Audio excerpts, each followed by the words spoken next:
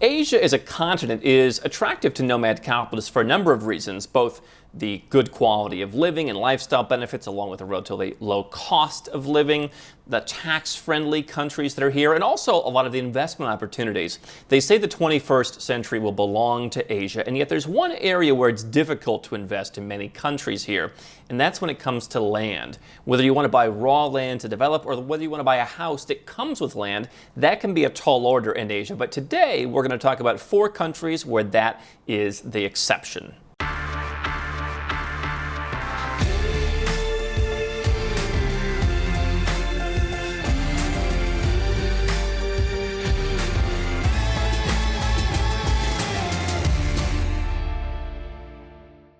Hey guys, I'm Andrew Henderson, and here at Nomad Capitalists, we're all about helping successful people legally reduce their taxes offshore, diversify your freedom with things like second passports, and also invest in new boom markets. You can learn more at nomadcapitalist.com, but what I want to talk about today is investing in Asia, specifically investing in land or structures that come on land. And a lot of folks, they like going to countries like Thailand. They like going to Indonesia, Vietnam, all over the region. There are some great places to live. And so if you're following our philosophy, I own homes around the world, and I'm constantly looking to increase my real estate portfolio, both for my own use, but also for investments. And so there's a lot of good things about Asia. But in many of those countries that I mentioned, you can't own land. The best thing you can do is get a 30-year or a 50-year or a 99-year leasehold, okay? And so for a lot of Westerners, it feels weird, not being able to own this property and pass it down from generation to generation to generation. Now, there is talk in some of these countries that over the course of the next 50 years, for example, that your lease is going, perhaps the country will open up. But some of those countries that don't allow freehold foreign ownership of land are actually trying to go the opposite way and make it even more difficult. And so if you want to buy land in Asia, if you want to buy what they would call a landed property in some of the countries here, which is what we would call in the West a house, right? A house where you own the land. There are a few countries that you want to look to, and I want to talk about 4 of those. The first and probably easiest is Malaysia. Now, if you've watched any of our stuff, I'm a big fan of Malaysia. I like spending time there. And so whether you want to live in the suburbs of Kuala Lumpur, whether you want to live in Penang, whether you want to even go up to the resort island of Langkawi or anywhere else, there are a lot of places where you can own freehold land. In fact, it's probably the most flexible country in Asia for foreign property ownership, not only because the costs are relatively low, stamp duty is pretty low, the land office does get involved, but the process is somewhat straightforward in terms of Asian metrics. But also, with the exception of kind of Malay reserve lands, you can own pretty much anything you want. Langkawi has some exceptions. It's a really nice resort area, lots of beautiful hotels and nature, and right up there on the Thai border and the sea. But they do also have freehold land there, and in the rest of the country, plenty of freehold land. And the cool thing about Malaysia is that you can actually buy property and then be able to go out and get a residence permit where you put money in the bank and then you can get part of that bank deposit back later after you've shown that you've purchased the property. So you can be able to live in Malaysia full time to enjoy your property. You don't need to start a company or get a job in Malaysia to do that. And it's very open to foreigners, both in terms of immigration and in terms of property ownership at a relatively reasonable government cost. Okay. Now, the second place that is worth considering is in South Korea, but not all of South Korea in particular. South Korea is, as with many of the Northern Asian countries, more restrictive when it comes to things like immigration, but they do have a very unique part of South Korea that's pretty open to pretty much anyone, and that is Jeju Island.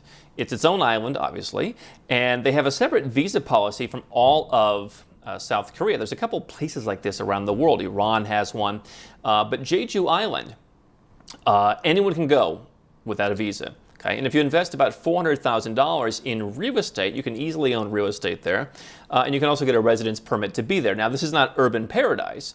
It is a bit more relaxed and tranquil. It is an island after all. But if that's what you're looking for, and you're looking for a little bit cooler temperatures, it might be worth considering. 2 other countries that are probably less attractive for investing in, but you can invest in if you want to actually own land. And those are Taiwan and Japan. Now, you've seen so many Chinese people come into Taiwan and buy up property. It's one of the top places on their list. Malaysian prices in many areas actually aren't as expensive because it's only number 8 or 9 in the list of places that mainland Chinese go to invest. But Taiwan, they've seen a lot of investment. Yields were barely 1%. And property just seems overpriced there whenever we look at it. And so Taiwan, it's possible to do it. Pretty open to foreigners, not going to be nearly as good of a deal. And you're also not going to have a very easy time getting a residence permit to go and live there. So you're going to be relying on your passport's visa-free privilege to get in. And when you're going somewhere as a tourist, it's always more difficult because, after a while, any developed country in particular is going to start asking you, why are you coming here so much? And so to get a residence permit there, there are some relatively expensive investment options or getting a job, starting a company, that kind of thing. Japan, similar situation, very restrictive in terms of immigration. So you really need to rely on your passport and it's visa-free travel to Japan to get that. If you don't have visa-free travel to Japan, forget it. From what I've been told, they almost always give out only single-entry visas if you need a visa. So if your passport doesn't get you into Japan, I would forget about it. If you have a Western passport and you can visit Japan, you are able to buy property in Japan with not that many restrictions, but the problem is you have an aging demographic, you have obviously a lot of natural disasters that happen in the country, and you've just got a lot of trends that are going against you.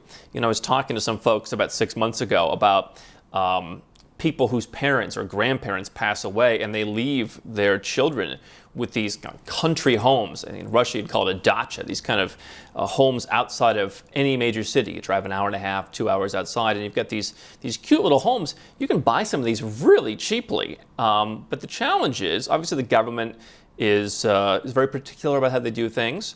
And you're not going to really see much appreciation on those. Again, people aren't moving to Japan because it's very difficult.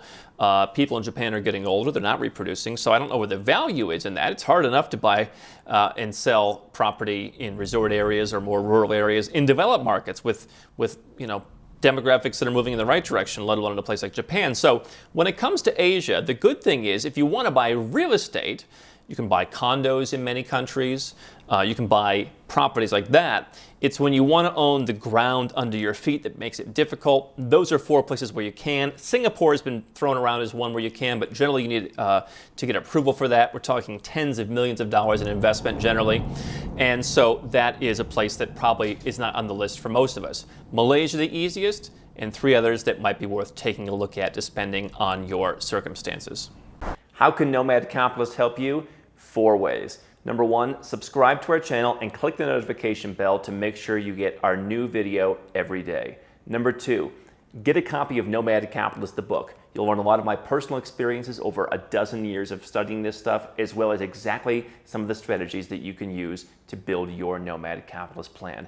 Number 3, if you're not sure where to start, but you want to come and learn from my team and I, you want to come and mingle with like-minded people, learn more about our live conference, Nomad Capitalist Live. It's coming up soon. And number 4, if you want some help right now because you've got a burning issue, you need something solved, you want to lower your taxes, get a second passport, or build the Nomad Capitalist lifestyle of your dreams, go to nomadcapitalist.com and click on Become a Client.